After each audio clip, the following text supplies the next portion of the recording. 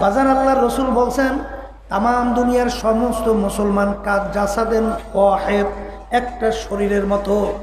তোমার শরীরের যে কোনো জায়গায় যদি আঘাত করো, সমস্ত শরীরের ভিতরে যখন ব্যথা ছড়াইয়া পড়ে, তামাম দুনিয়ার যে কোনো প্রান্তে এক মুসলমান যদি আঘাতপ্রাপ্ত হয়, তার মাধ্যমে তোমারও সেই ব্যথায় ব্যথা লাগা লাগবে। কথা ঠিক কি না? এক শ্রেণী বর্তমানে আছে, আমি তো আমার বাচ্চা কাছে লই ভালোই আছি, ও মুখে মরে মরুক, আছে এরকম। এই আল্লাহর বান্দারা, এই জন্য আমার বাজানদেরকে বলবো, পর্দা আলে মা বোনদেরকে বলবো, মালিক আমাদেরকে বানাইছিলেন কেন? আসতে কয় বোঝে না। কিসের জন্যে? কিসের জন্যে? ইবাদত শব্দের অর্থ কি বলেন? মালিকের হুকুম অনুযায়ী চলা, মালিকের। এই আল্লাহর বান্দারা, পর্দা আলে মা বোনেরা, আল্লাহর পক্ষ থেকে যখন মুয়াজ্জিন ফজরের সময় শীতের দিন, যখন আল্লাহর পক্ষ থেকে তোমাকে আমাকে দাওয়াত দেয়, আসসালাতু খায়রুম মিনান নাওম, ঘুম হইতে নামাজ ভালো। আমার মালিক কেমন জানি তাকাইয়া তাকাইয়া তোমার আমার দিকে দেখে। আরে তুমি ল্যাপ কম্বল টাইনা নাক টাইনা ঘুমাও, তুমি আমার মালিকের দাওয়াতে মসজিদে নামাজে যাও নাই। অর্থাৎ তোমাকে আমার মালিক তোমাকে ফজরের নামাজ পড়তে বলছেন, তোমাকে মালিক ইবাদতে ফজরে পায় নাই। জোহরে নামাজ পড়তে বলছেন ফরজ, জোহরে তোমাকে পায় নাই। আসরে ডাকলো পায় নাই, মাগরিবে ডাকছে পায় নাই, এশার সময় ডাকছে পায় নাই। এ আল্লাহর বান্দারা, রমজান মাসে রোজা রাখার জন্য বলছেন রাখো নাই। আমার মালিক হারাম হালাল তমিজ করে খাইতে চলতে বলছে, খাও নাই, চলো নাই। আমার মালিক বলছেন এই কাজ করো, এই কাজ কইরো না। যেইটা করছে করতে সেইটা ছাড়ছো, আর যেইটা বলছেন কইরো না সেইটা করছো। ইবাদতের ভিতরে পাইছে? ইবাদত পাইছে? এখন আমার মালিক কেমন জানি ডাক দিয়া বলে, আমি তোর বিচার চাইয়া চাইয়া দেখি।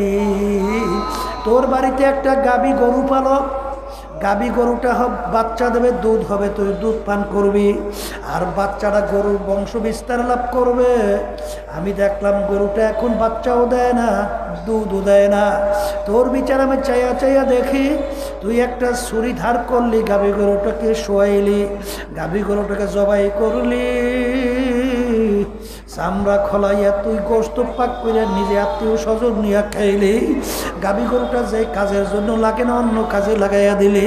তুই আম গাছ লাগাইলি আম খাওয়ার জন্য, আম গাছে এখন আম দেয় না। তোর বিচার আমি চাইয়া চাইয়া দেখি, আম গাছটাকে কাটলি, তক্তা তৈরি করলি, বাকি অংশ লাকড়ি তৈরি করিয়া ভাত তরকারি আগুন জ্বালাইয়া পাক কইরা খাইলি। আম গাছটাকে তুই বহুদা ফেলাইয়া দেও নাই, এক কাজে লাগে রে অন্য কাজে লাগাইলি। এ বান্দা বান্দি মনে রাখিস, আমি তোদেরকে বানাইছিলাম আমার ইবাদতের জন্যে।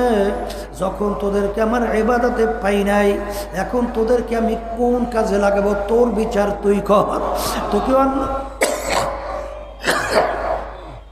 তোকে অন্য মানুষ জবাই কইরা খাবে, তাও তো আমি জায়েজ রাখলাম না। তোকে অন্য কোনো কাজে লাগাবে, তাও জায়েজ রাখলাম না। এখন তোকে আমি কোন কাজে লাগাবো? হে বান্দা বান্দি মনে রাখিস, আমার একটা কাজ আছে, আমার একটা চুলা আছে। ওই চুলার নাম হলো জাহান্নাম। ওয়াকুদুহান নাসু ওয়াল হিজারা উইদ্দাত লিল কাফিরিন। আমার মালিক বলেন, আমি মানুষ এবং পাথর জাহান্নামের আগুন জ্বালাইতে হাজালি লাগু। ও কবরের যাত্রীরা, হযরত মূসা আলাইহিস সালাতু ওয়াস সালাম রওনা করলেন আমার মালিকের সঙ্গে দেখা করবে। পথের পাশে একটা পাথর যার যার কাঁদতে আছে। মূসা আলাইহিস সালাতু ওয়াস সালাম জিজ্ঞাসা, পাথর তুমি কেন কান্দো? পাথর বলে, জামানার নবী মূসা কোথায় রওনা করছেন? আমার মালিকের সঙ্গে দেখা করার জন্য। তখন পাথর ডাক দিয়ে বলে, হুজুর আপনি একটু আমার কথা আমার মালিকের কাছে বললেন যে মালিক একটা পাথর তোমার ভয়, তোমার জাহান্নামের ভয়। কাঁদতে কাঁদতে নহর জারি করছে, পাথর তোমার জাহান্নামের আগুন থেকে মাপ চায়। মুসা আলাইহিস সালাম বলেন মালিক পাথর তোমার জাহান্নামের আগুন থেকে মাপ চায়। কাঁদতে কাঁদতে পাথর নহর জারি করছে, জাহান্নাম থেকে মাপ চায়। আল্লাহ রাব্বুল আলামিন বলে হে জামানার নবী মুসা, তুমি পাথরকে বলিও ওকে আমি জাহান্নামের আগুনে জ্বালাবো না। মুসা আলাইহিস সালাম আসছে বলে ও পাথর তোর কপাল ভালো, আমার মালিক তোর কান্না পছন্দ করছেন, কবুল করছেন, তোকে আমার মালিক জাহান্নামের আগুনে জ্বালাবে না। পাথরের কান্না বন্ধ হয়ে গেল। কিছুদিন পরে নবী যখন ওই পথ থেকে রওনা করলো, দেখে পুনরায় আবার পাথর কান্দে। নবী ধমক দিয়া বলো পাথর তুই কি আমার কথা বিশ্বাস করো নাই, তুই আবার কেন কান্দ? পাথর বলে নবী কথা বিশ্বাস করছি, কিন্তু আমি চিন্তা ভাবনা কইরা দেখলাম আমি পাথর যদি না কান্দতাম আপনার নজরেও পড়তাম না, আপনার নজরে না পড়লে আমার কথা মালিকের কাছে বলতেও পারতেন না। এই কান্নার উসিলায় আমি পাথর জাহান্নাম থেকে মাপ পাইলাম। আমি পাথর সিদ্ধান্ত গ্রহণ করছি ওই কান্না আমি কিয়ামত পর্যন্ত আর ছাড়ব না। এ দুনিয়ার মানুষ, একটা পাথর যদি মাওলার ভয় জাহান্নামের ভয়, কাঁদতে কাঁদতে যদি নহর জারি করতে পারে, তোমার আমার গুনার কথা মনে কইরা, তোমার আমার জাহান্নামের কথা মনে কইরা, তোমার আমার কেন চোখে পানি আসে? এই যে আমার বাজানদেরকে বলবো, পর্দা আলাই মা বোনদেরকে বলবো, আমার আব্বাজান রহমাতুল্লাহ আলাই বলতেন বাজান যেই মামলার তদবির নাই তার কোনোদিন খালাস নাই। দুনিয়ার মামলায় যদি তুমি তদবির না করো ওই মামলায় কিন্তু খালাস পাওয়ার আশা করা যায় না। আখিরাতে তোমার আমার সামনে 5টা মামলা দাঁড় হয়ে আছে, মৌতের মামলা, কবর, কিয়ামতের ময়দান, মিজান, হাসরের মামলা। এই মামলার তদবিরের জায়গা দুনিয়া। এই দুনিয়ায় থাকা অবস্থায় তদবির কইরা ওই মামলার ফলাফল নিজের পক্ষে রাইখা তারপর দুনিয়া থেকে বিদায় নিয়ে কবরে যাওয়া লাগবে। এ দুনিয়াদার পাগল, দুনিয়ার যে কোনো কাজের ভিতরে একটা তারিখ সময় নির্ধারণ করা থাকে, কিন্তু তোমার মৌতের কোনো সীমা নাই, তোমার আমার মৌতের কোনো তারিখ নাই। বাজার দুনিয়ার যে কোনো কাজের মধ্যে একবার নয় যদি 5 বারও কেউ ঠইগা যাও, আবার ওই কাজের ভিতরে চেষ্টা করলে জিতবার আশা করা যায়। কিন্তু এ কবরের যাত্রীরা একবার যদি খোদার আকাশটা কেউ কবরে যাইয়া ঠইগা বসাও, আর দ্বিতীয়বার দুনিয়াতে আইসা আপিল কইরা জিতবার কিন্তু আর আশা নাই। এই দিনার ভাইদেরকে বলবো, পর্দার মা বোনদেরকে বলবো, এক শ্রেণী আমার বাজানরা, পর্দার আড়ালের মা বোনরা বিভিন্ন দুনিয়ার দলের পিছনে পড়ছে, দুনিয়ার বিভিন্ন নেতা নেত্রীর পিছনে পড়ছে, পইরা তারা শরিয়াতের বিরুদ্ধে, ইসলামের বিরুদ্ধে, আল্লাহ আল্লাহর রসুলের হুকুমের বিরুদ্ধে যা যা হুকুম করে ওই দল করতে যাইয়া সেইগুলা তারা মানে। জোরে বলেন কথা ঠিক না বে ঠিক? যাত্রীরা শুনিয়া রাখো, ইয়াউমা নাদউ কুল্লা উনাসিম বিইমামিহিম, কিয়ামতের ময়দানে আমার মালিক প্রত্যেকটা মানুষকে তার দলের নেতা নেত্রীর সঙ্গে ডাকবে। ডাইকে আমার মালিক বলবেন তোর দলের নেতা নেত্রী যেদিকে যায় তাদের পিছনে পিছনে সেদিকে চইলা যা। এক কথায় তোমার নেতা নেত্রীর যেখানে জায়গা তোমারও সেইখানে জায়গা। এই জন্য আমার বাজানদেরকে বলবো, পর্দারে মা বন্ধুরকে বলবো, বাজান আসলে আমরা মৌতের কথা ভুইলা যাওয়ার কারণেই আমাদের থেকে যত অন্যায় প্রকাশ পাইতেছে। এই আল্লাহর বান্দারা, পর্দারে মা বোনেরা, একটু মাঝে মধ্যে একটু চিন্তা করো, বাংলাদেশে কত ঘটনা মাঝে মধ্যে মালিক দেখায়। কিছুদিন আগে যমুনা গ্রুপের মালিক বাংলাদেশের ভিতরে বড় ধনীদের ভিতরে সিরিয়ালে তিনিও একজন ছিলেন। যখন করোনা ভাইরাসে আক্রান্ত, শ্বাস টানতে ছাড়তে যখন পারে না, তখন ডাক্তারকে ডাক দিয়ে বলে, ডাক্তার তুমি যদি আমার শ্বাস টানা ছাড়ার ব্যবস্থা করতে পারো, কলম কাগজ নিয়ে আসো, সমস্ত সম্পদ তোমাকে আমি লেখা দেব, তবু তুমি একটু শ্বাস টানা ছাড়ার ব্যবস্থা করতে পারো কিনা। যত চেষ্টা করলো আর পারলো না, সমস্ত সম্পদ রেখে কবরে চইলা গেল।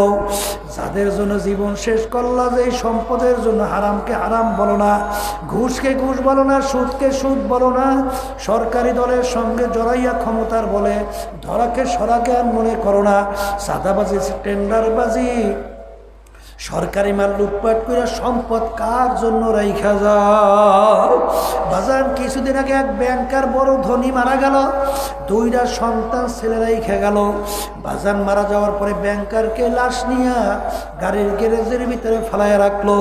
সন্তানদের বাপের গোসল করানো, জানাজা কাপড় পরানো কোনো খবর নাই। দুই সন্তান মারামারি কাটাকাটি শুরু করলো সম্পদ নিয়ে। আরে বাপে সম্পদ রাইখা গেল, সেই সম্পদ নিয়ে মারামারি কাটাকাটি ঝগড়ায় লিপ্ত হয়ে গেল। ওদিকে বাপের লাশ পইলা পয়সা যাওয়া শুরু করলো, দাপড় কাপড়ের খবর নাই। এলাকার লোকজন সাদা দইরা তারপর দাপন কাপড়ের ব্যবস্থা করলো। এ কপাল পোড়ানা, সন্তানদেরকে যদি দিনদার না বানায়া যাইতে পারো, দুনিয়ার থেকে বিদায় নিয়ে কবরে যাবা। তোমার কবরের পাশে যাই একটু দুই চোখের পানি ছাইরা দুই হাত মালিকের দরবারে উঠাই, দুই চোখের পানি করুন সুরে মালিকের দরবারে তোমার জন্য দোয়া করবে, রব্বির হামহুমা কামা রব্বায়ানি সগীরা। তাও বুঝি তোর কপালে জড়বে না। এই জন্য আমার বাজানদেরকে বলবো, পর্দালে মা বোনদেরকে বলবো, আমি আপনাদের জন্য দোয়া করি, আমিও দোয়া চাই মালিক যেন আমাদের খাস গোলাম হিসেবে কবুল করে, পর্দার আড়ালে মা বোনদেরকে যেন খাস বান্দি হিসেবে কবুল করেন। আল্লাহুম্মা আমিন। এই ঘরের মেয়ে লোকের হাত উঠাও, গুনার কথা মনে করো, দুই চোখের পানি ফেলাও, মালিকের দরবারে কান্দ আর মাপ চাও। যদি কান্না না আসে মনকে বুঝরে মন, একদিন এই ঘরের দরজা দিয়ে নতুন বউ হয়ে উঠছিল রে মন। কত মেয়ে লোকে শরবত খাওয়াইল, কত মেয়ে লোকে বাতাস করলো, আবার এমন একটা দিন আসবে এই ঘরের দরজা দিয়া মরা লাশ হইয়া বের হবে। ছেলে কানবে মা মা করে, মেয়ে কানবে মা মা করে, জবাব তো আর দিবা না। হে আল্লাহ, আপনি একটা মাঠের দিকে তাকাইয়া দেখে, আপনার বন্ধারা ভিজা ভিজা দুই হাত আপনার দরবারে তুইলা দুই চোখের পানি ফালাইয়া কান্দে।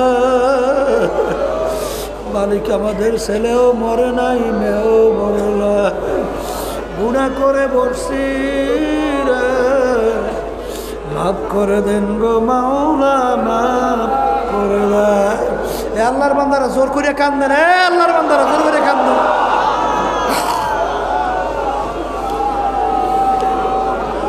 সন্তান মারা গেলে চোখে পানি আসে, সম্পদ নষ্ট গেলে চোখের ভিতরে পানি আসে। তোমার আমার গুনার কারণে জাহান্নামের আগুন জ্বলছে, ওই জাহান্নামের আগুন চোখের পানি ছাড়া ঠান্ডা হবে না।